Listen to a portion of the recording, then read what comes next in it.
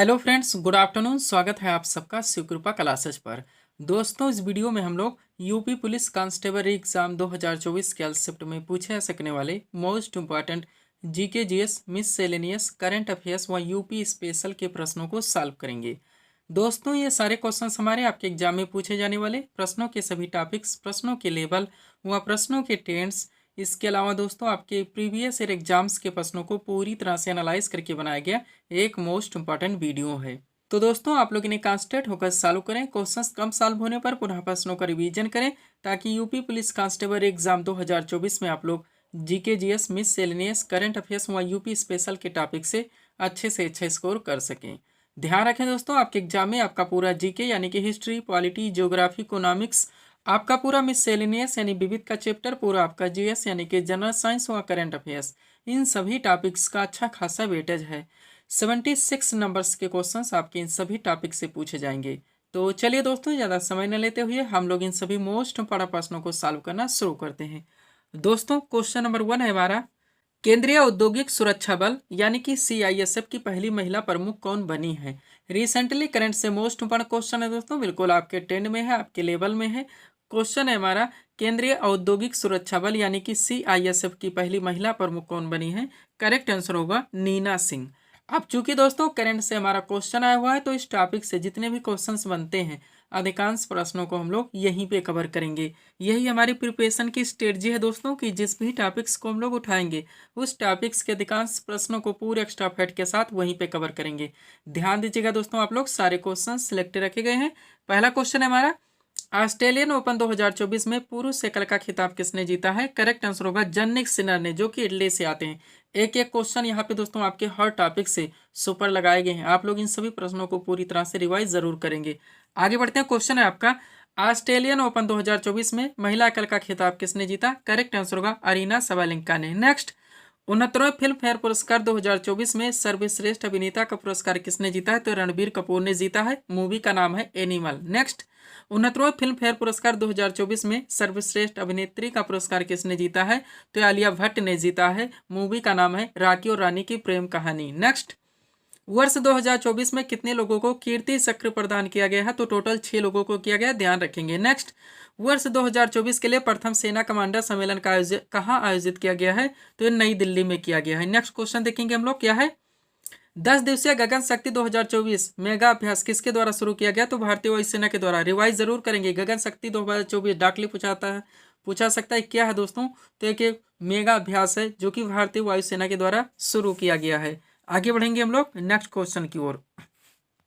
अगला क्वेश्चन है दोस्तों हमारा, यूथ बॉक्सिंग विश्व कप 2024 की पदक तालिका में भारत किस स्थान पर रहा। तो दूसरे स्थान पर। नेक्स्ट, उत्तर प्रदेश सरकार के द्वारा उत्तर प्रदेश गौरव सम्मान 2024 से किसे सम्मानित किया गया है। तो 2 लोगों को किया गया है, एक है डॉक्टर रितु करिधल और नवीन तिवारी। नेक्स्ट, असम के सर्वोच्च नागरिक पुरस्कार असम वैभव सम्मान 2023 से किसे सम्मानित किया गया है। रंजन गोगोई को, जो भारत के 46वें मुख्य न्यायाधीश रह चुके हैं। नेक्स्ट, अंतर्राष्ट्रीय शिक्षा दिवस 2024 की तिथि को मनाया गया है 24 जनवरी को। नेक्स्ट, सुभाष चंद्र बोस आपदा प्रबंधन पुरस्कार 2024 किसे प्रदान किया गया है। तो 60 पैरासूल फील्ड हॉस्पिटल को किया गया, उत्तर प्रदेश में पड़ता है, आप जानते होंगे। आपके एग्जाम के लिए सुपर क्वेश्चन रहेगा। नेक्स्ट, किस राज्य के हनुमानगढ़ी बेसन के लड्डू को जीआई टैग मिला है। तो उत्तर प्रदेश का है। अगला, राष्ट्रीय स्टार्टअप दिवस 2024 हाल ही में कब मनाया गया। 16 जनवरी को हुआ। राष्ट्रीय प्रौद्योगिकी दिवस 2024 हाल ही में कब मनाया गया। 11 मई को। हर क्वेश्चन से आप लोग पूरी तरह से प्रिपेयर रहेंगे। हम आपको बता देना चाहते हैं दोस्तों, आपके एग्जाम में जो 76 नंबर्स के क्वेश्चन का वेटेज है, इनके पूरे पाठ्यक्रम को हमारे द्वारा कवर कर लिया गया 33 पीडीएफ के अंतर्गत। ये पीडीएफ अभ्यर्थियों को दिए जा रहे हैं। इसमें दोस्तों हम लोग उन टॉपिक्स को कवर कर रहे हैं जो आपका पाठ्यक्रम है भारत एवं उनके पड़ोसी देश, यानी कि दोस्तों आपका करंट अफेयर्स का टॉपिक। इसके बाद में हम लोग दोस्तों अभी नेक्स्ट टॉपिक को यहाँ पे कवर करेंगे। अगला क्वेश्चन है आपका, 7वीं बार संतोष ट्रॉफी 2023-24 का खिताब किसने जीता है। सर्विसेज ने। नेक्स्ट, मोहम्मद मुस्तफा किस देश के नए प्रधानमंत्री बने। फिलिस्तीन की। अगला है, आज़ादी के बाद सामान्य नागरिक संहिता यूसीसी यानी कि यूनिफॉर्म सिविल कोड हाल ही में चला करंट का ज्वलंत मुद्दा है। अधिनियम लागू करने वाला भारत का पहला राज्य कौन सा बना है। तो उत्तराखंड। नेक्स्ट, विश्व किडनी दिवस 2024 कब मनाया गया है। 14 मार्च को। नेक्स्ट, विश्व कैंसर दिवस 2024 हाल ही में कब मनाया गया है। 4 फरवरी को। व केंद्रीय औद्योगिक सुरक्षा बल यानी सीआईएसएफ की पहली महिला प्रमुख कौन बनी है। नीना सिंह, जो हमारा क्वेश्चन था। नेक्स्ट, कहाँ की सोम्पेन जनजाति ने पहली बार मतदान में भाग लिया है? तो ग्रेट निकोबार की जनजाति, ध्यान रखेंगे। रिसेंटली करंट को हम लोग पूरी तरह से कवर कर रहे हैं दोस्तों। यहाँ पे आगे बढ़िएगा। क्वेश्चन है दोस्तों, पुरानी पेंशन योजना यानी कि ओपीएस लागू करने वाला पूर्वोत्तर का पहला राज्य कौन सा बना है? तो सिक्किम है। नेक्स्ट, प्रतिष्ठित महाराष्ट्र गौरव पुरस्कार 2024 से किसे सम्मानित किया गया? डॉक्टर उमा रेले को। अगला है, किस राज्य में सिग्मो उत्सव 2024 मनाया गया है? तो गोवा में। अगला, पुलिस अनुसंधान व विकास ब्यूरो के नए महानिदेशक कौन बने? तो राजीव शर्मा। नेक्स्ट, भारत की पैरालंपिक समिति के नए अध्यक्ष कौन बने? देवेंद्र झाझरिया। नेक्स्ट, मार्च 2024 में अंतर्राष्ट्रीय गीता महोत्सव 2024 कहाँ आयोजित किया गया? तो कोलंबो, श्रीलंका में। कोलंबो यहाँ पे ध्यान रखिए, आपका एग्जैक्ट लोकेशन हो जाता है। अगर ऑप्शन में यही है तो आपके क्वेश्चन मिस ना हो, इसलिए मैं रिवाइज व पीडीएफ के बारे में आपको फोकस करवाता रहता हूँ। नेक्स्ट, आप ध्यान रखें दोस्तों, दोबारा आपको इस एग्जाम में बैठने का मौका मिल रहा है। अब इससे ही दोस्तों इस वैकेंसी को अपने हाथ से न जाने दें। करंट का लास्ट क्वेश्चन हमारा, भारत में 14वां राष्ट्रीय मतदाता दिवस 2024 कब मनाया गया? तो 25 जनवरी को। कब? 25 जनवरी को। एक करंट के क्वेश्चन थे जिनको हम लोग एक साथ कवर किए हैं। आगे बढ़ेंगे दोस्तों, थोड़ा सा हम लोग यहाँ पे पीडीएफ के बारे में बात करेंगे, पुनः हम लोग अगले क्वेश्चन की ओर चलेंगे। ध्यान देंगे, 4 पीडीएफ यहाँ पे हमारा लगा हुआ है। सबसे पहले हम लोग बात कर लेते हैं यूपी पुलिस कांस्टेबल एग्जाम 2024 के पीडीएफ के बारे में। इसका पूरा दोस्तों नया वर्जन हमारे द्वारा 33 पीडीएफ में इनके पाठ्यक्रम को कवर किया गया है, जिसमें आपका पूरा जीके का पोर्शन आएगा, यानी हिस्ट्री, पॉलिटी, ज्योग्राफी, इकोनॉमिक्स, पूरा आपका मिससेलेनियस आएगा, पूरा आपका विविध का चैप्टर आएगा, और दोस्तों पूरा आपका करंट अफेयर्स व यूपी स्पेशल। ध्यान रखेंगे 100 रुपीज़ इसकी भी पेड फीस रखी गई। व्हाट्सअप नंबर आप लोगों के सामने, जहां पर आप जोड़कर पीडीएफ ले सकते हैं। सेकंड पीडीएफ जो हमारे द्वारा अभ्यर्थियों को दिया जा रहा है, बिहार एसएससी और बिहार पुलिस कांस्टेबल के नाम से एक दोस्तों नया वर्जन पीडीएफ है। इसका पूरा पाठ्यक्रम टोटल दोस्तों 29 पीडीएफ में कवर किया गया। पीडीएफ भी अभ्यर्थियों को दिए जा रहे हैं। आरपीएफ का भी पूरी तरह से रेडी है, 100 रुपीज़ इसकी भी पेड फीस है। और एसएससी एग्जाम का भी रेडी है। 2 एग्जाम आपके हो चुके हैं, काफी सक्सेसफुल पीडीएफ गया दोस्तों। इसमें आपका दोस्तों सीएचएसएल हो चुका है, सीपीओ आपका दोस्तों सीजीएल लगा हुआ है, एमटीएस लगा हुआ है, जेडी भी आने वाली है। बढ़ेंगे दोस्तों हम लोग अगले क्वेश्चंस की ओर। अगला क्वेश्चन हमारा क्या है दोस्तों, देखेंगे हम लोग। क्वेश्चन रखा गया है, विधानसभा सदस्य बनने के लिए न्यूनतम आयु सीमा कितनी है? तो 25 वर्ष है। जो भारत के दोस्तों महत्वपूर्ण जितने संवैधानिक पदाधिकारी हैं, आप जानते हैं डायरेक्टली क्वेश्चन पूछे जाते हैं उनकी उम्र को लेकर। तो सीट आपके सामने सब कुछ पूरी तरह से कवर है, आप इसको एक बार रिवाइज जरूर रखेंगे। चलिए शुरू करते हैं। भारत के मुख्य पदाधिकारी से संबंधित उम्र संबंधी तथ्य। एक तरफ पदाधिकारियों के नाम दिए गए, दूसरी तरफ न्यूनतम आयु सीमा। राष्ट्रपति और उपराष्ट्रपति के बारे में एक साथ देखिएगा दोस्तों। ये बनने के लिए जो न्यूनतम आयु सीमा निर्धारित है वो 35 वर्ष है। लोकसभा अध्यक्ष के लिए दोस्तों 25 वर्ष है। राज्यसभा सदस्य बनने के लिए न्यूनतम आयु सीमा 30 वर्ष है। राज्यपाल के लिए 35 वर्ष है। विधानसभा सदस्य के लिए 25 वर्ष है। और विधान परिषद सदस्य के लिए दोस्तों 30 वर्ष है। ध्यान रखेंगे। इसी के साथ 2 फैक्ट आप और देख लीजिए। मतदान करने के लिए न्यूनतम आयु सीमा जो निर्धारित है दोस्तों वो 18 वर्ष है। और ग्राम पंचायत सदस्य बनने के लिए न्यूनतम आयु सीमा जो निर्धारित है वो 21 वर्ष है। सब कुछ पूरी तरह से आप क्लियर रहेंगे। बढ़ेंगे दोस्तों हम लोग अगले क्वेश्चंस की ओर। अगला क्वेश्चन दोस्तों आपके सामने क्वेश्चन रखा गया है, पाक जल संधि किन 2 देशों को अलग करती है? करेक्ट आंसर होगा भारत एवं श्रीलंका को। दोस्तों आपके पाठ्यक्रम में जो मेंशन किया गया है भारत एवं उनके पड़ोसी देश, वहां से दोस्तों अंतर्राष्ट्रीय सीमाओं से रिलेटेड हो गए, प्रमुख जल संधियां होगी, प्रमुख चैनल हो गए। इसके अलावा बहुत सारे फैक्ट आपके भारत एवं उनके पड़ोसी देश के राज्यों से रिलेटेड, सीमाओं से रिलेटेड निकलते हैं। सब कुछ पूरी तरह से आपके पीडीएफ में मेंशन है। 2 टॉपिक्स यहाँ पे हम लोग कवर करने वाले हैं। तीसरा टॉपिक जो अंतर्राष्ट्रीय सीमाओं से रिलेटेड है, सब कुछ पीडीएफ में आपके मेंशन है। चलिए शुरू करते हैं। क्वेश्चन था हमारा, पाक जल संधि किन 2 देशों को अलग करते हैं? तो भारत एवं श्रीलंका को। अब एक तरफ प्रमुख चैनल एवं जल संधियों के नाम दिए गए, दूसरी तरफ विभाजित क्षेत्र यानी कि किनको किससे अलग करती है। सबसे पहले 8 डिग्री चैनल की बात की जाए तो ये मालदीव को मिनिकॉय से अलग करता है। 9 डिग्री चैनल की बात की जाए तो ये मिनिकॉय को लक्षद्वीप से अलग करता है। 6 डिग्री चैनल की बात की जाए दोस्तों तो ये ग्रेट निकोबार को सुमात्रा से अलग करता है। 10 डिग्री चैनल की बात की जाए तो एक अंडमान में दोस्तों द्वीप है जिसका नाम है लघु अंडमान, उसको निकोबार का एक द्वीप है कार निकोबार, उसको इससे पृथक करता है। बिल्कुल क्लियरली आप लोग ध्यान रखेंगे। अगला है दोस्तों आपका ग्रेट चैनल। ध्यान देंगे, ग्रेट चैनल ये इंदिरा पॉइंट को इंडोनेशिया से अलग करता है। नेक्स्ट, पाक जल संधि की बात की जाए जो हमारा क्वेश्चन था, यहाँ भारत को श्रीलंका से अलग करता है। और कोको चैनल दोस्तों अंडमान को कोको द्वीप जो कि म्यांमार में पड़ता है दोस्तों, इसको इससे अलग करता है। ध्यान रखेंगे। तो कोको चैनल अंडमान को कोको द्वीप से अलग करता है। पूरी तरह से आप क्लियर रहेंगे। बढ़ेंगे दोस्तों हम लोग अगले क्वेश्चन की ओर। अगला क्वेश्चन देखेंगे। क्वेश्चन है आपका दोस्तों, नेपाल की सीमा भारत के कुल कितने राज्यों को स्पर्श करती है? तो टोटल 5 राज्यों के, भारत एवं उनके पड़ोसी देश।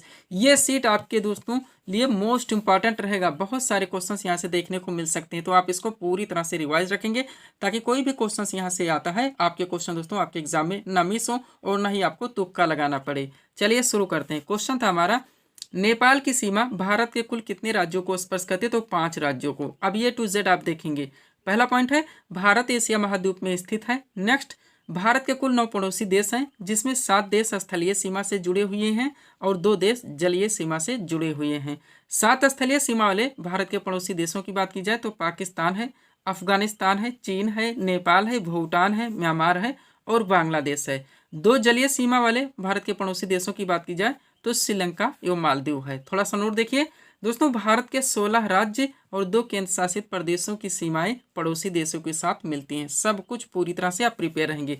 अब यह सीट आप लोग पूरी तरह से कवर करने का प्रयास कीजिए।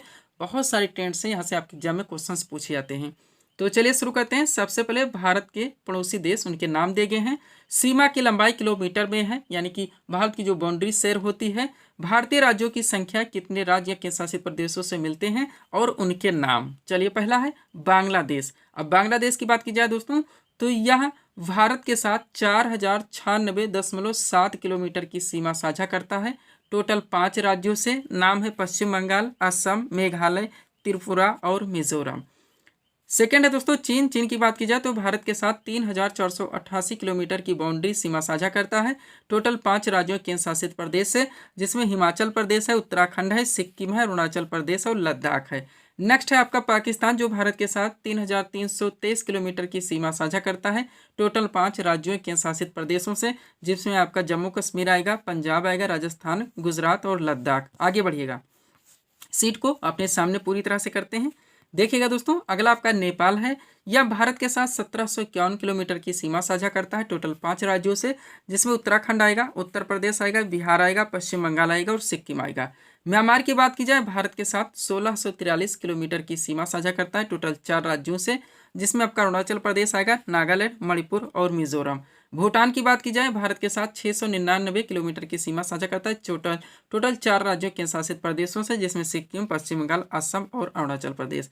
अफगानिस्तान भारत के साथ 106 किलोमीटर की सीमा साझा करता है। टोटल 1 राज्य के शासित प्रदेश से, जो लद्दाख है। ये क्रम से चीजें दी गई हैं दोस्तों, यानी मिलाने के लिए दिया जाए कि सीमा साझा किलोमीटर में कितनी कम कितने ज्यादा से मेंशन करें, तो आप क्रम भी दोस्तों यहाँ से मिला सकते हैं। इसलिए मैं रिवाइज करने के लिए वहाँ PDF के बारे में आपको फोकस करवाता रहता हूँ। अब कुछ क्वेश्चन यहाँ से आप कवर कीजिए, ताकि ये टॉपिक दोस्तों आपका पूरी तरह से कवर हो सके। ध्यान दीजिएगा, पहला क्वेश्चन है, भारत किस देश के साथ सबसे लंबी सीमा साझा करता है? तो बांग्लादेश के साथ। कितना? 4096.7। नेक्स्ट, भारत किस देश के साथ सबसे कम दोस्तों सीमा साझा करता है? तो अफगानिस्तान के साथ। अगला, बांग्लादेश की मुद्रा का क्या नाम है? तो टका है। और बांग्लादेश की संसद का क्या नाम है? तो जातीय संसद है। नेक्स्ट, गंगा नदी बांग्लादेश में किस नाम से जानी जाती है? तो पद्मा के नाम से। अगला, भारत का कौन सा पड़ोसी देश 1971 में अस्तित्व में आया? तो बांग्लादेश है। ध्यान रखिएगा, पंचशील समझौता भारत और किस देश के मध्य में हुआ था? तो चीन के मध्य में। और भारत के पड़ोसी देश चीन की भाषा क्या है? मंदारिन। हर ट्रेंड से क्वेश्चंस को कवर किया गया है। नेक्स्ट, नेपाल की संसद का क्या नाम है? राष्ट्रीय पंचायत। अगला, भारत और नेपाल के बीच कौन सी नदी सीमा बनाती है? तो काली नदी है। अगला है, अफगानिस्तान की संसद का क्या नाम है? तो शोरा। और म्यांमार की नई राजधानी का क्या नाम है दोस्तों? तो नेपिडा है। पूरी तरह से आप प्रिपेयर रहेंगे। बढ़ेंगे दोस्तों हम लोग अगले क्वेश्चन की ओर। अगला क्वेश्चन दोस्तों आपके सामने है। क्वेश्चन रखा गया है, विक्रमादित्य की उपाधि किस गुप्त सम्राट ने धारण की थी? करेक्ट आंसर होगा चंद्रगुप्त द्वितीय ने। भारतीय शासकों की दोस्तों जो महत्वपूर्ण उपाधियां हैं, डार्कली क्वेश्चंस आपके एग्जाम में बनते हैं, सब कुछ आपके पाठ्यक्रम में पूरी तरह से मेंशन है। जहां जहां से क्वेश्चंस बने हैं, सब कुछ पूरी तरह से कवर करवाया जा रहा है। इसी के साथ दोस्तों हम एक टॉपिक्स यहाँ पे और कवर करेंगे। तो चलिए शुरू करते हैं। क्वेश्चन था हमारा, विक्रमादित्य की उपाधि किस गुप्त सम्राट ने धारण की थी? करेक्ट आंसर होगा चंद्रगुप्त द्वितीय ने। अब पॉइंट देखिएगा आप लोग दोस्तों, चंद्रगुप्त द्वितीय जिसे विक्रमादित्य की उपाधि के साथ साथ चंद्रगुप्त विक्रमादित्य के नाम से भी जाना जाता है, भारत में गुप्त साम्राज्य का तीसरा शासक था। नेक्स्ट पॉइंट, चंद्रगुप्त द्वितीय ने शकों पर विजय प्राप्त करके उसने विक्रमादित्य की उपाधि धारण की थी। पूरी तरह से आप क्लियर रहेंगे। अब एक तरफ भारतीय शासकों के नाम है, दूसरी तरफ उनके उपाधियों के नाम। शुरू करते हैं हम लोग। सबसे पहले दोस्तों बिंदुसार, जिन्होंने अमित्र घात की उपाधि धारण की थी। अशोक की बात की जाए, इनकी उपाधि जो थी देवनामप्रिय थी और प्रियदर्शी थी, दोनों ध्यान रखेंगे, पूछा था एग्जाम में। समुद्रगुप्त ने दोस्तों कीर्तांत परशु की उपाधि धारण की थी, ये भी आप लोग ध्यान रखेंगे। आगे बढ़ेंगे हम लोग। अगला क्या दोस्तों आपका, चंद्रगुप्त प्रथम, जिन्होंने महाराजा धीराज की उपाधि धारण की थी। चंद्रगुप्त द्वितीय ने विक्रमादित्य की उपाधि धारण की थी। हर्षवर्धन ने दोस्तों शिलादित्य की उपाधि धारण की थी। वह कनिष्क ने देवपुत्र की उपाधि धारण की थी। सब कुछ आप पूरी तरह से रिवाइज रखेंगे। अब इसी के साथ दोस्तों आप कवर कर लीजिए मुगल शासक और उनके प्रसिद्ध नाम। आपका फेवरेट टॉपिक ये भी है, एक तरफ शासकों के नाम है, दूसरी तरफ उनके प्रसिद्ध नाम। सबसे पहले औरंगजेब हैं दोस्तों, जिन्हें जिंदा पीर के नाम से जाना जाता है। दोनों टेंट से क्वेश्चन पूछे जाते हैं। जिंदा पीर किस मुगल शासक का दोस्तों प्रसिद्ध नाम था या जाना जाता था? तो औरंगजेब है। जहांदार शाह को लंपट मूर्ख के नाम से जाना जाता था। फारूक शेर को घृणितकार के नाम से जाना जाता था। रफी उद दर्जात को दोस्तों कठपुतली शासक के नाम से जाना जाता था। मोहम्मद शाह को रंगीला बादशाह के नाम से, और बहादुर शाह प्रथम को दोस्तों शाह बेखबर के नाम से जाना जाता था। सब कुछ पूरी तरह से आप कवर रखेंगे। लास्ट क्या दोस्तों यहाँ पे आपका बहादुर शाह द्वितीय, जिनको जफर या बहादुर शाह जफर के नाम से जाना जाता था। बहादुर शाह जो द्वितीय थे। समुद्रगुप्त को भारत का नेपोलियन भी कहा जाता है। ये पॉइंट भी हजारों बार पूछा गया, आप लोग प्रिपेयर रहेंगे। पीडीएफ के लिए हमारा व्हाट्सअप नंबर है। बढ़ेंगे दोस्तों हम लोग अगले क्वेश्चन की ओर। अगला क्वेश्चन आपका क्या है दोस्तों, देखेंगे आप लोग। क्वेश्चन रखा गया है भारतीय संविधान के किस भाग में मौलिक अधिकारों का वर्णन है? तो भाग 3 है। कौन सा भाग है? भाग 3 है। आर्टिकल की बात की जाए, सब कुछ आपके सामने है। सीट पूरी लगी हुई है। फेवरेट टॉपिक है आपका मूल अधिकार यानी फंडामेंटल दोस्तों राइट्स। बहुत सारे क्वेश्चंस यहाँ से बनते हैं, बहुत सारे फैक्ट निकलते हैं, तो सब कुछ पूरी तरह से A to Z इस सीट में कवर किया गया। आप उसको पूरी तरह से रिवाइज रखेंगे। सब आपकी पीडीएफ में पूरी तरह से मेंशन है। चलिए शुरू करते हैं। क्वेश्चन था हमारा भारतीय संविधान के किस भाग में मौलिक अधिकारों का वर्णन है? करेक्ट आंसर होगा भाग 3 में। अब A to Z आप कवर कीजिए। पहला पॉइंट है भारतीय संविधान में मूल अधिकारों का वर्णन संविधान के अनुच्छेद 12 से 35 तक है, जो कि संविधान का भाग 3 है। नेक्स्ट, प्रारंभ में मूल अधिकारों की संख्या 7 थी, लेकिन 44वें संविधान संशोधन 1978 के द्वारा संपत्ति के अधिकार को मूल अधिकार से हटाकर एक विधिक अधिकार यानी एक कानूनी अधिकार बना दिया गया और अनुच्छेद 300 का में जोड़ दिया गया। तब से वर्तमान में टोटल मूल अधिकारों की संख्या 6 है। एक एक दोस्तों सेंटेंस से हमारे कई क्वेश्चन निकलते हैं, कई फैक्ट निकलते हैं, जो कि कंटिन्यू पूछे जाते हैं। आप लोग पूरी तरह से प्रिपेयर रहेंगे। अब चलिए सबसे पहले उन 6 मूल अधिकारों को देखिए। पुनः हर ट्रेंड से इस टॉपिक को आप लोग कवर कीजिए। सबसे पहले दोस्तों समानता के अधिकार, जिसका प्रावधान भारतीय संविधान के अनुच्छेद 14 से 18 तक है।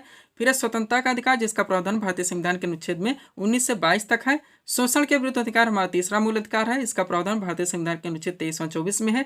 धार्मिक स्वतंत्रता का अधिकार, जिसका प्रावधान अनुच्छेद 25 से लेकर 28 तक है। फिर है संस्कृति एवं शिक्षा संबंधित का, जिसका प्रावधान अनुच्छेद 29 से लेकर 30 तक है। और लास्ट हमारा संवैधानिक उपचारों का अधिकार, जिसका प्रावधान अनुच्छेद 32 में है। पूरी तरह से आप प्रिपेयर रहेंगे। अब यहाँ से दोस्तों चूंकि आपका सुपर टॉपिक है, सब कुछ आप पूरी तरह से कवर करने का प्रयास कीजिए। एक एक आर्टिकल आपके एग्जाम के लिए सुपर हो सकता है। पहला पॉइंट है विधि के समझ समानता का अधिकार संविधान के किस अनुच्छेद में है? तो अनुच्छेद 14 में है। नेक्स्ट पॉइंट, अनुच्छेद 15 का संबंध किससे? अब दोस्तों ध्यान दीजिएगा, कभी कभी क्या होता है दोस्तों, आपके क्वेश्चन में कॉन्सेप्ट दिया जाता है, आपके ऑप्शन में आर्टिकल दिए जाते हैं, आपको आंसर देने होते हैं, जैसे हमारा पॉइंट नंबर 1 है। और कभी कभी दोस्तों आपके डाकले क्वेश्चन में आर्टिकल दिया जाता है और आपके ऑप्शन में कॉन्सेप्ट दिया जाता है, आपको आंसर देने होते हैं, जैसे हमारा पॉइंट नंबर 2 है। तो दोनों तरफ से आप प्रिपेयर रहेंगे, इसलिए मैं रिवीजन और पीडीएफ के बारे में आपको फोकस करवाता रहता हूँ। चलिए शुरू करते हैं। अनुच्छेद 15 का संबंध, तो धर्म, मूलवंश, जात, लिंग या जन्मस्थान का प्रतिशत का प्रावधान किया गया है। अनुच्छेद 16 का संबंध है दोस्तों लोक नियोजन के विषयों में अवसर की समानता, या आप कह सकते हैं कि सरकारी पद प्राप्ति के समान अवसर।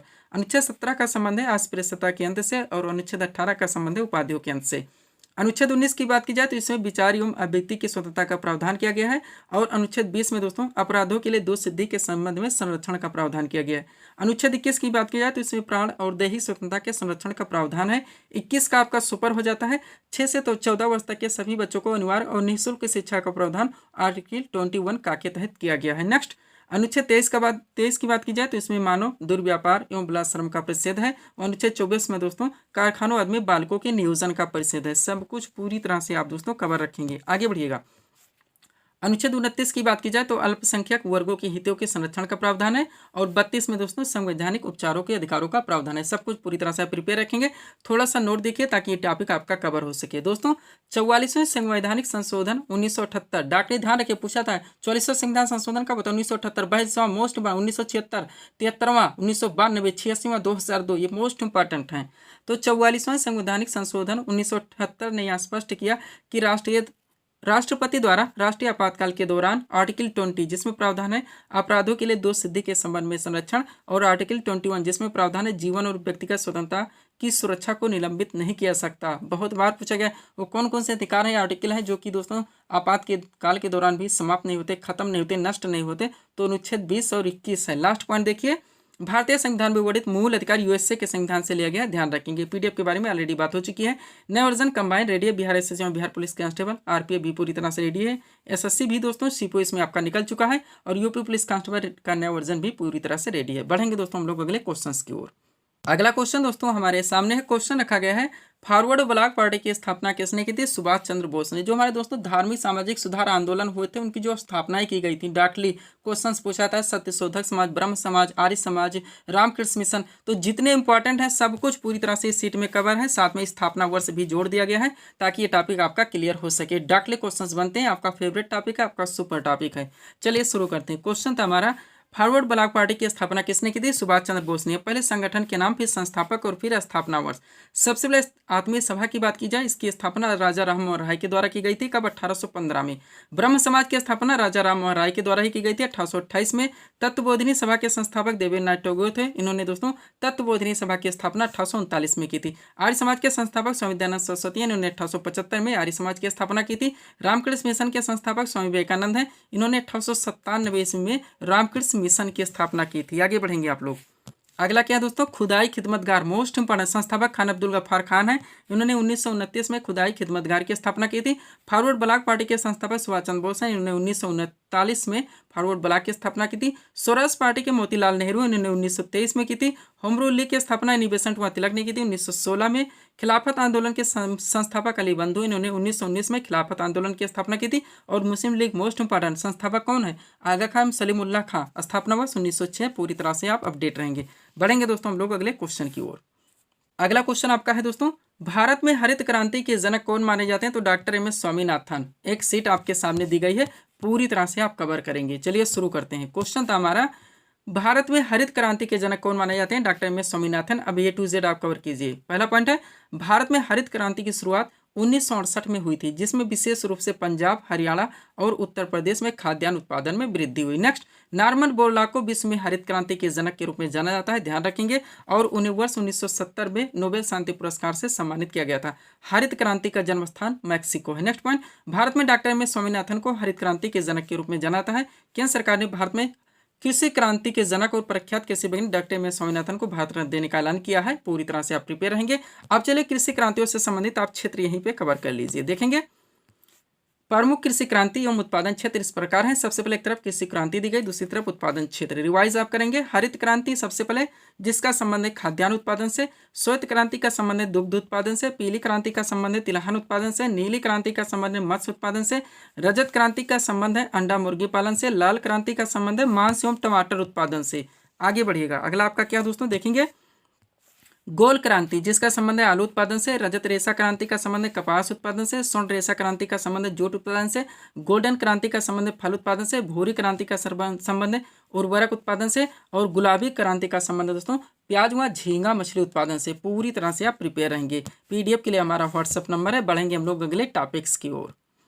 अगला क्वेश्चन हमारा क्या दोस्तों देखेंगे हम लोग। क्वेश्चन रखा गया है, राज्य के नीति निदेशक तत्व यानी डीपीएसपी का वर्णन संविधान के किस भाग में? करेक्ट आंसर होगा भाग 4 में।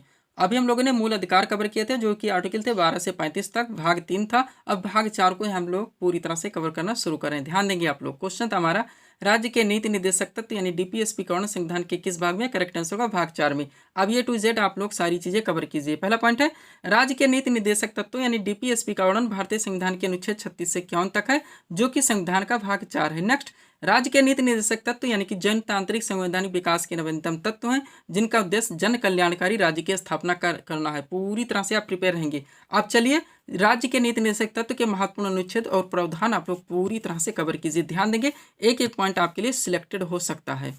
क्या है दोस्तों, सबसे पहले आर्टिकल 40 की बात की जाए।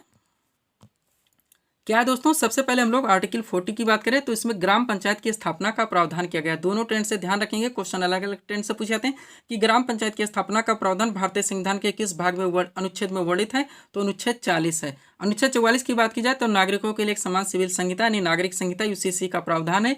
अनुच्छेद 48 का में दोस्तों पर्यावरण का संरक्षण और संवर्धन एवं वन तथा वन्य जीवों की रक्षा का प्रावधान है। अनुच्छेद 50 में कार्यपालिका से न्यायपालिका के पृथककरण का प्रावधान है। और अनुच्छेद 51 में दोस्तों अंतर्राष्ट्रीय शांति और सुरक्षा की वृद्धि का प्रावधान है। सब कुछ पूरी तरह से आप प्रिपेयर रखेंगे। एक नोट देखिए, भारतीय संविधान में वर्णित नीति निदेशक तत्वों की प्रेरणा आयरलैंड के संविधान से ली गई, ये भी आप लोग ध्यान रखेंगे। बढ़ेंगे दोस्तों हम लोग अगले टॉपिक्स की ओर।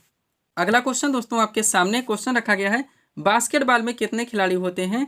करेक्ट आंसर होगा 5 खिलाड़ी। कितने? 5 खिलाड़ी। अब आप जान गए आपका कौन सा टॉपिक्स है। खेलों से संबंधित दोस्तों बहुत सारे टॉपिक्स आपके पीडीएफ में लगाए गए हैं।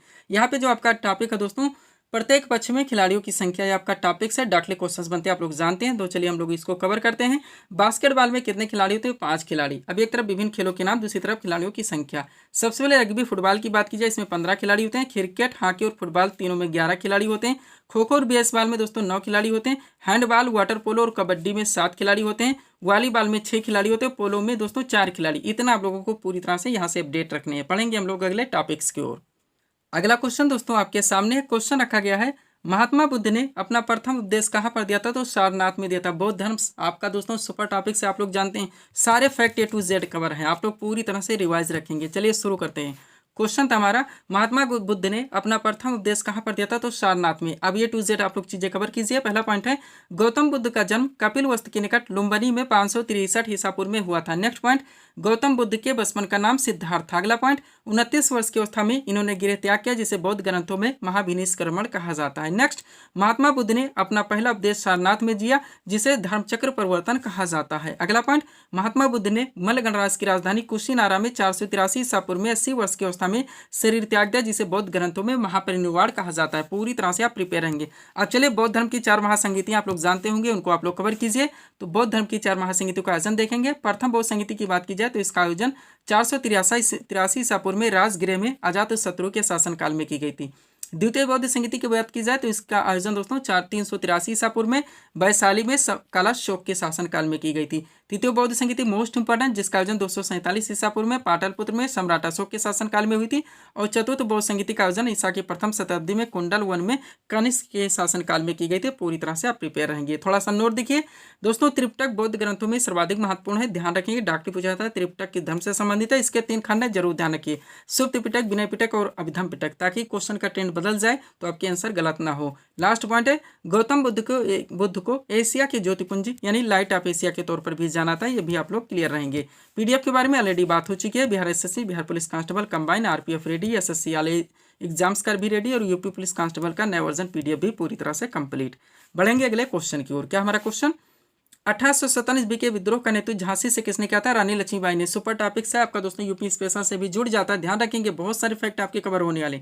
चलिए शुरू करते हैं हम लोग। पहला पॉइंट है 29 मार्च 1857, डेट जरूर ध्यान रखेंगे। मंगल पांडे, इनका नाम इनके साथ जुड़ा हुआ आप लोग जानते हैं। नामक एक सैनिक ने बैरकपुर में गाय की चर्बी मिले कारतूसों को मुंह से काटने से स्पष्ट मना कर दिया।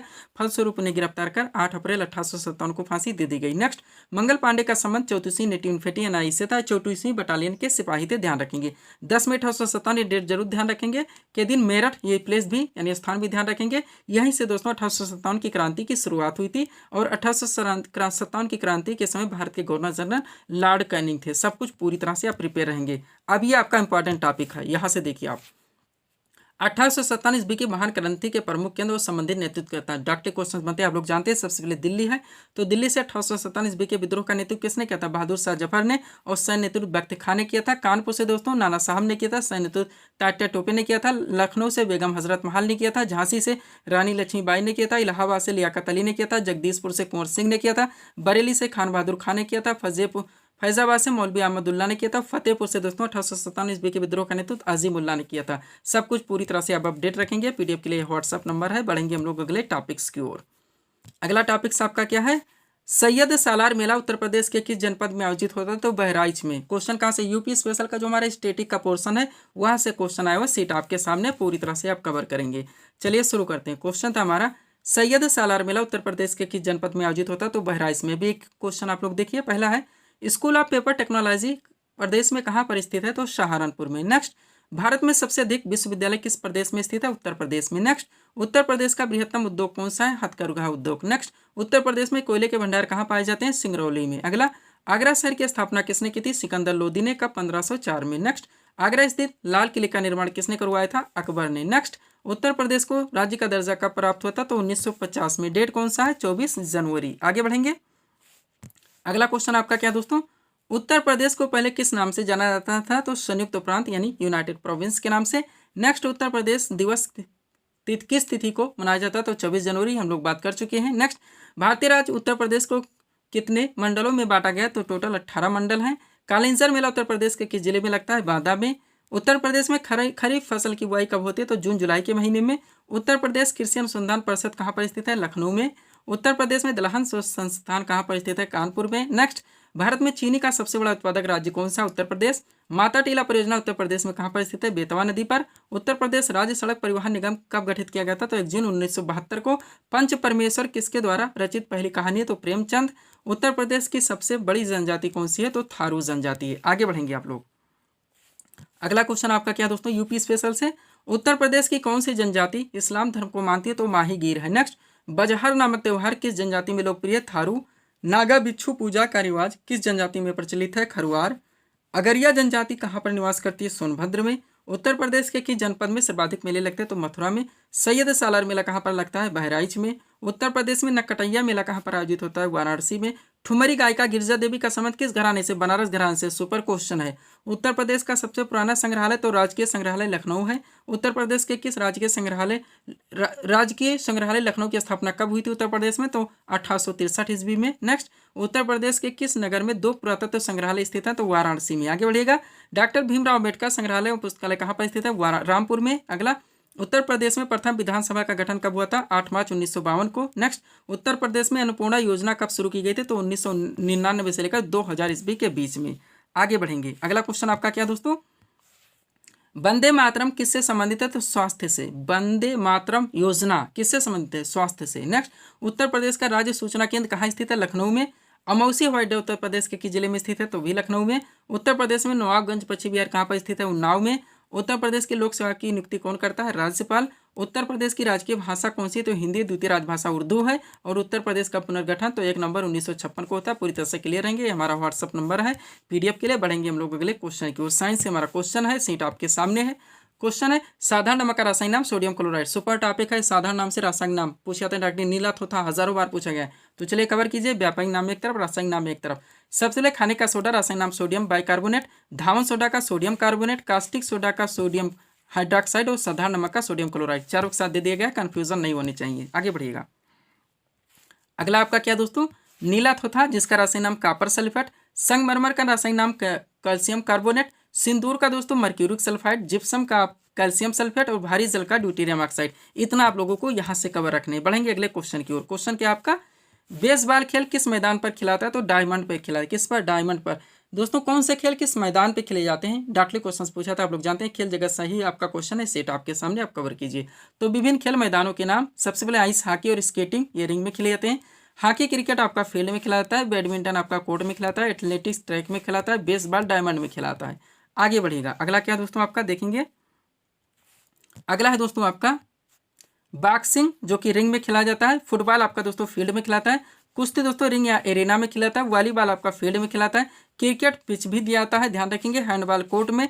टेनिस दोस्तों कोर्ट में। हैंडबॉल आपका कोर्ट में, टेनिस भी कोर्ट में। गोल्फ जो है दोस्तों ये गोल्फ कोर्स में। पूरी तरह से आप क्लियर रखेंगे। PDF के लिए दोस्तों ये हमारा व्हाट्सअप नंबर लगा हुआ है। तो दोस्तों ये थे हमारे इस सीरीज के टॉप MCQs के प्रश्न, जिनको यहाँ पे हम लोगों ने सॉल्व किए थे। उम्मीद है दोस्तों आप सभी लोगों ने सॉल्व किए होंगे और देखे होंगे कि यहाँ से आपके कितने प्रश्न सही हो रहे हैं।